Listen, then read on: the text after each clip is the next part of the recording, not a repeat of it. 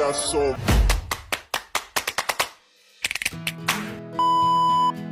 Halo teman-teman semuanya, kenalkan nama saya Polonia Lamaneva, NPM 2021-8420 Universitas.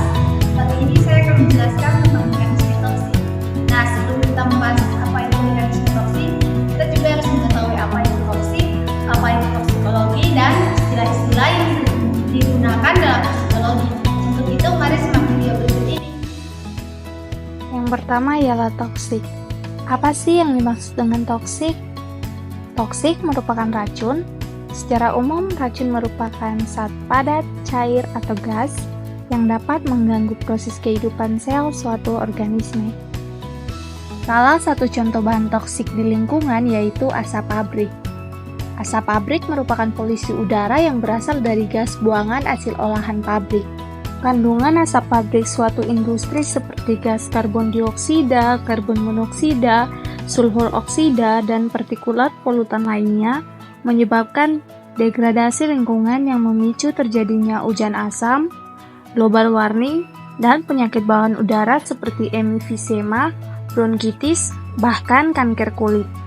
Yang berikutnya ialah toksikologi.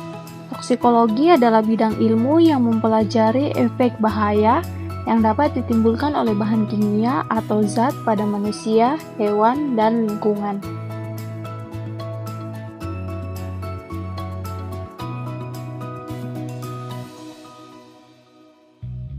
Setelah kita mengetahui apa itu toksik dan toksikologi, adapun istilah-istilah yang sering digunakan dalam toksikologi. Yang pertama, xenobiotika, toksikan, toksik, toksisitas, bahaya, dosis, safety, dan risiko. Xenobiotika merupakan istilah umum yang digunakan untuk menyatakan zat asing yang masuk ke dalam tubuh.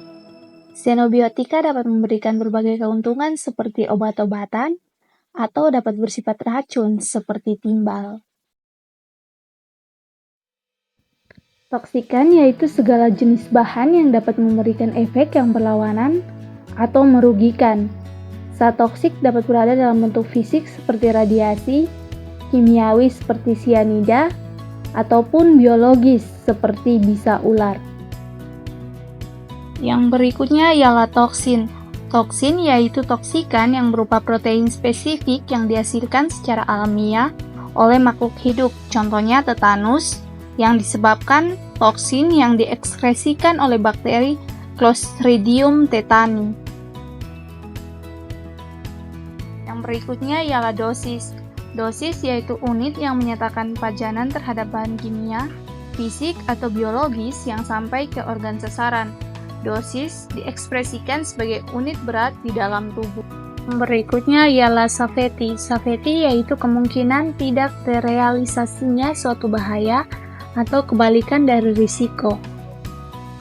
Kemudian risiko atau risk yaitu kemungkinan terrealisasinya suatu bahaya. Setelah kita mengetahui apa itu toksik, apa itu toksikologi, dan istilah-istilah yang sering digunakan dalam toksikologi, sekarang kita masuk pada mekanisme toksik. Apa sih yang dimaksud dengan mekanisme toksik atau cara kerja toksik? Suatu kerja toksik pada umumnya adalah hasil kerja dari sejumlah besar proses sebagaimana sangat kompleks.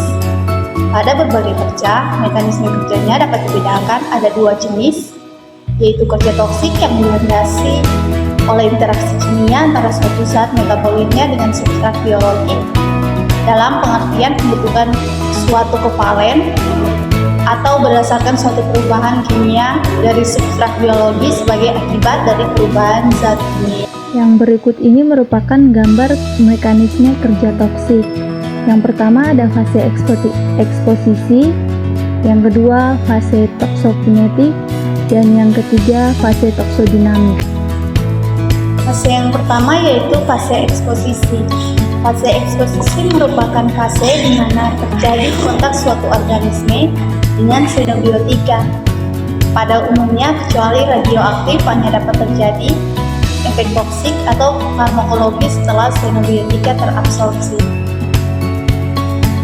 Umumnya, hanya tokson yang berada dalam bentuk terlarut dan dispersi molekular dapat terabsorpsi menuju sistem sistemik. Dalam fase ini terjadi kontak antara simbiotika dengan organisme, atau dengan lain kata, terjadi paparan simbiotika pada organisme. Paparan ini dapat terjadi melalui kulit, oral, saluran pernapasan, atau penyampaian simbiotika langsung ke dalam tubuh organisme.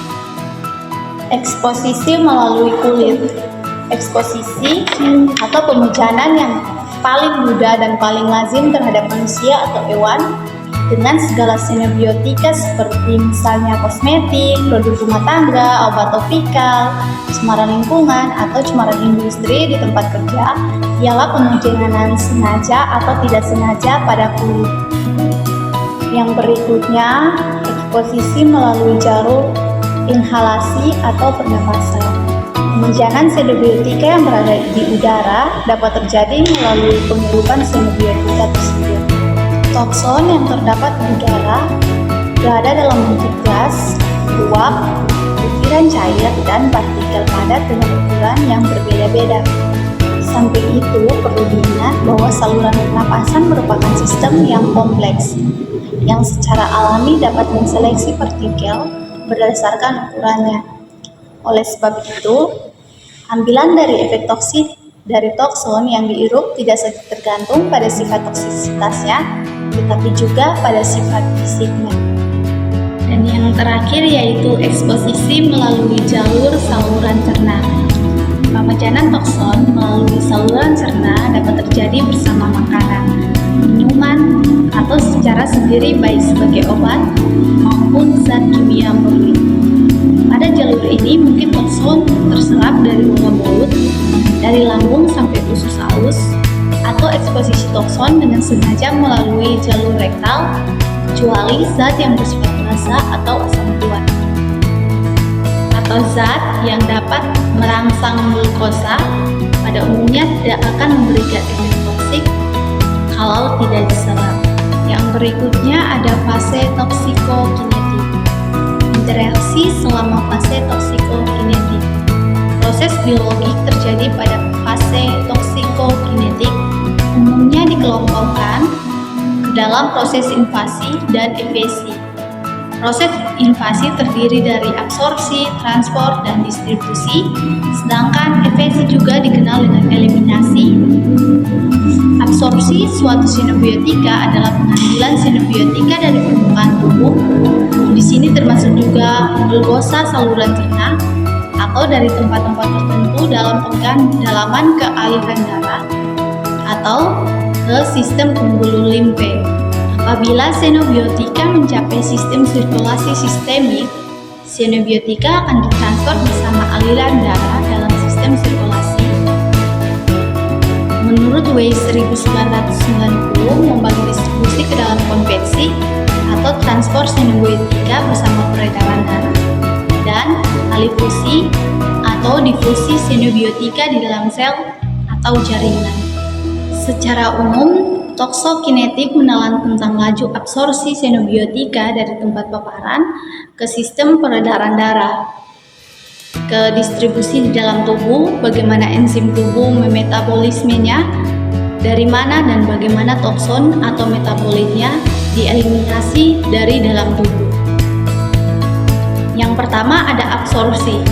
Absorpsi ditandai oleh masuknya simbiotika atau toksin dari tempat kontak atau paparan menuju sirkulasi sistemik tubuh atau pembuluh limfe. Absorpsi didefinisikan sebagai jumlah simbiotika yang mencapai sistem sirkulasi sistemik dalam bentuk tidak berubah. Jalur utama absorpsi toksin adalah saluran cerna, paru-paru, dan kulit. Setelah simbiotika mencapai sistem peredaran darah, ia bersama darah akan diedarkan atau didistribusikan ke seluruh tubuh. Suatu simbiotika di dalam tubuh dapat dipandang sebagai suatu proses transport reversibel suatu simbiotika dari satu lokasi ke tempat lain di dalam tubuh. Distribusi suatu simbiotika di dalam tubuh dipengaruhi oleh tercampurnya simbiotika di dalam darah, laju aliran darah, dan laju transport transmembran. Umumnya faktor yang tercampurnya xenobiotika di darah dan laju aliran darah ditentukan oleh faktor psikologi, sedangkan laju transfer transmembran umumnya ditentukan oleh faktor sifat fisikokimia xenobiotika. Transfer transmembran dapat berlangsung melalui proses difusi pasif, difusi terfasilitasi, difusi aktif, filtrasi melalui poren, atau proses fagositosis. Yang berikutnya adalah ekskresi. Setelah diabsorpsi dan didistribusikan di dalam tubuh, xenobiotika atau toksin dapat dikeluarkan dengan cepat atau perlahan. Xenobiotika dikeluarkan baik dalam bentuk asalnya maupun sebagai metabolitnya. Jalur ekskresi utama adalah melalui ginjal bersama urin, tetapi hati dan paru-paru juga merupakan alat ekskresi penting bagi toksin tertentu. Di samping itu, ada juga jalur ekskresi lain yang kurang penting seperti kelenjar keringan, kelenjar ludah, dan kelenjar mamai ekskresi urin. Setelah itu, ada juga namanya metabolisme. Xenobiotika yang masuk ke dalam tubuh akan diperlakukan oleh sistem enzim tubuh, sehingga senyawa tersebut akan mengalami perubahan struktur kimia, pada akhirnya dapat diekskresi dari dalam tubuh. Proses biokimia yang dialami oleh xenobiotika dikenal dengan reaksi biotransformasi, yang juga dikenal dengan reaksi metabolisme.